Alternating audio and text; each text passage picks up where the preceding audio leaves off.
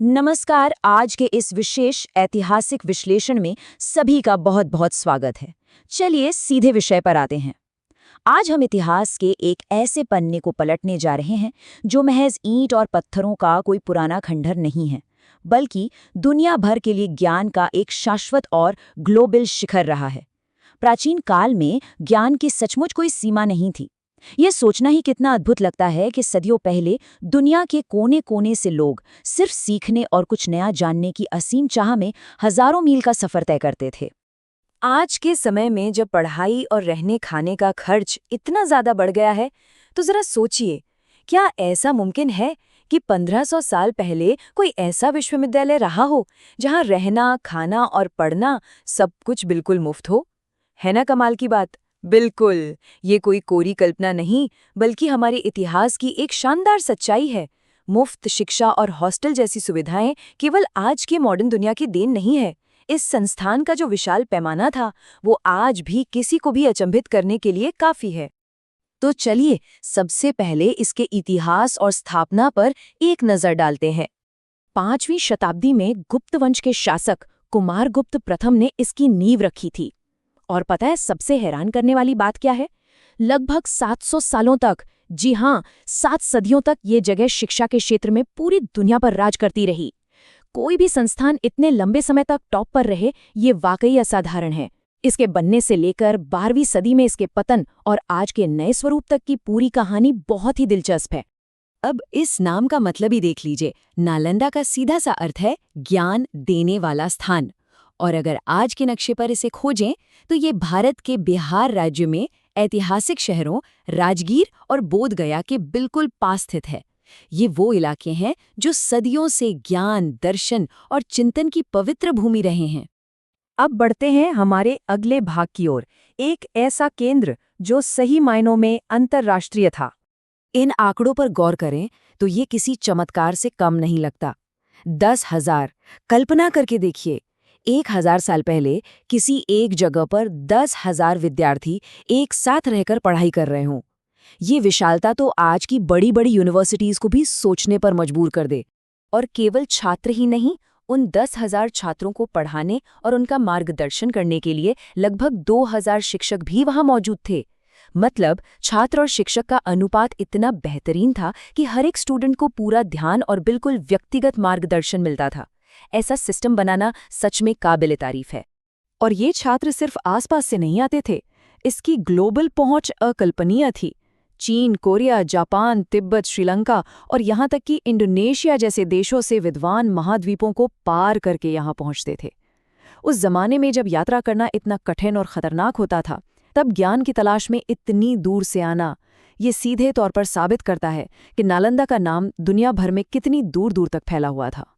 अक्सर लोगों को ये गलतफहमी होती है कि यहाँ सिर्फ बौद्ध धर्म की पढ़ाई होती थी, लेकिन ऐसा बिल्कुल नहीं है। यहाँ का सिलेबस पूरी तरह से मल्टी डिसिप्लिनरी था। गणित, खगोल विज्ञान, चिकित्सा, आयुर्वेद, दर्शनशास्त्र, तर्कशास्त्र से लेकर व्याकरण और राजनीति तक हर विषय को बहुत गहराई से पढ़ाया जाता था। ये सही मायनों में एक ऐसा विश्वविद्यालय था जहाँ ज्ञान के हर पहलू को खंगाला जाता था। अब जाहिर है, इतनी बेहतरीन जगह पर एडमिशन मिलना कोई बच्चों का खेल तो था नहीं। आइए देखते हैं इसकी प्रवेश प्रक्रिया और उस मशहूर पुस्तकालय को। यहाँ दाखिला लेना आज की किसी भी टॉप यूनिवर्सिटी से कहीं ज्यादा मुश्किल था। शुरुआत मुख्य द्वार से ही हो जाती थी। वहां खड़े द्वारपाल कोई आम गार्ड नहीं, बल्कि खुद बहुत बड़े विद्वान हुआ करते थे। वे गेट पर ही इतने मुश्किल सवाल पूछते थे कि केवल सबसे होनहार और काबिल छात्र ही उन्हें पार करके अंदर कदम रख पाते थे। एक तरह से ये दुनिया का सबसे कठिन एंट्रेंस एग्जाम था। और जो ये एग्जाम पास कर लेते थे, उन्हें मिलता था दुनिया का सबसे बड़ा खजाना, नालंदा की विशाल लाइब्रेरी। लाखों हस्तलिखित किताबों का यह ज्ञान सागर 3 बड़ी गगनचुंबी इमारतों में बटा हुआ था, जिनके नाम थे रत्नसागर, रत्नोधि और रत्नरंजक। उस दौर में इतना बड़ा और इतने अच्छे से व्यवस्थित कलेक्शन पूरी दुनिया में कहीं और नहीं था। इस भव्यता का एक बड़ा प्रमाण हमें विदेशी यात्रियों के लिखे वृत्तांतों से मिलता है।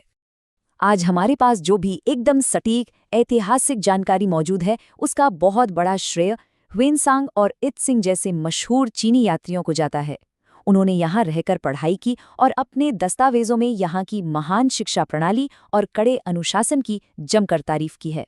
सच कहा जाए तो ये इतिहास के वे चश्मदीद गवाह हैं जिन्होंने नालंदा की महानता को कागजों पर हमेशा के लिए अमर कर दिया। लेकिन हर कहानी में एक ऐसा मोड़ भी आता है जो इतिहास को बदल देता है। आइए इसके पतन और विनाश के कालखंड पर बात करते हैं।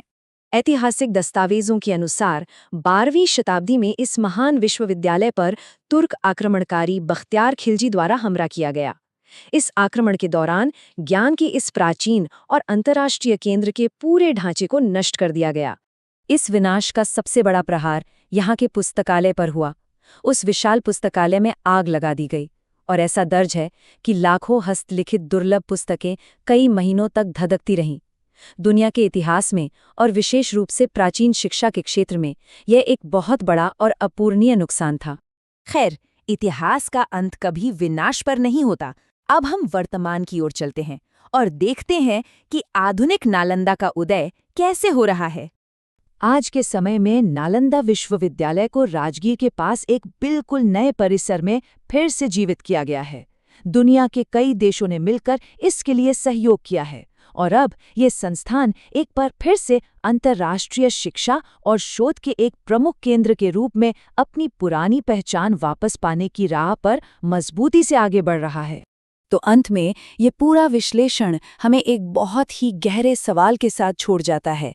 क्या ज्ञान की इतनी बड़ी और प्राचीन विरासत को कभी पूरी तरह से मिटाया जा सकता है? इमारतें भले ही समय और परिस्थितियों के साथ गिर जाएं, लेकिन नालंदा ने ज्ञान और संस्कृति का जो बीज बोया था, वो आज भी पूरी दुनिया को प्रेरित कर रहा है। इस ऐतिहासिक चर्चा में साथ जुड़ने के लिए बहुत बहुत धन्यवाद। हमेशा सीखते रहिए और ज्ञान की इस खोज को ऐसे ही जारी रखिए।